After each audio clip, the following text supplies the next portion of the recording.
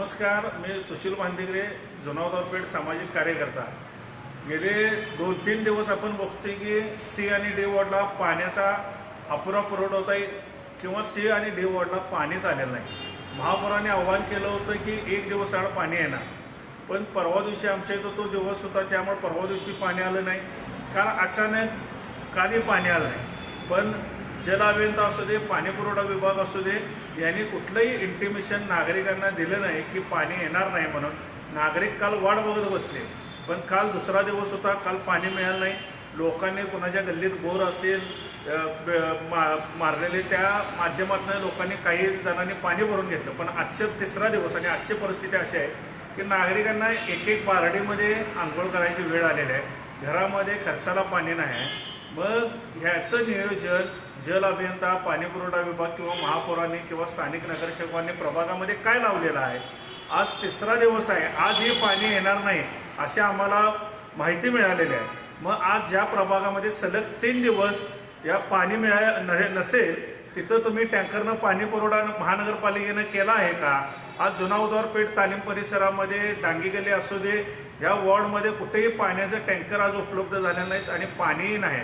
मग नगरसेवकांनी, महापौरांनी या ठिकाणी पाण्याचे टँकर कधी उपलब्ध करून देणार आहे? मी आत्ता जाता बघितलं की ज्या प्रभागामध्ये जे महानगरपालिकेच्या उच्च पदावर पदाधिकारी म्हणून काम करत आहेत, त्यांच्या भागामध्ये टँकर मिळालेले आहेत। मग आमच्या इथं 3-3 दिवस झालं पाणी नाही, मग आमच्या भागामध्ये टँकर का आलेलं नाही? याचं नियोजन महापौरांनी काय केलेलं आहे? नगरसेवक स्थानिकांनी आवाज का उठवलेला नाही? सलग 3 दिवस लोकांना पाणी मिळत नाही। तर माझे स्थानिक नगरसेवकांना विनंती आहे की तुम्हीही या प्रभागामध्ये पाण्याचं नियोजन टँकरद्वारे करा। टँकर महापालिकेकडे किती आहेत आम्हाला माहीत नाही, पण या जुनावदारपेठ तालीम परिसरामध्ये तुम्ही टँकरद्वारे पाणी पुरवठा करा। आणि पहिला एक गोष्ट अशी होती की ज्यावेळी या जुना भाग होता त्यावेळी प्रत्येक गल्लीबोळामध्ये बोरिंग असायचे आणि हातपंपद्वारे बोर मारून पाण्याचा उपसा केला जायचा, नागरिकांना पाणी मिळत होतं। आज ते बोरिंग आहेत शिल्लक, पण त्याचा हँडपंप बाद झालेला आहे।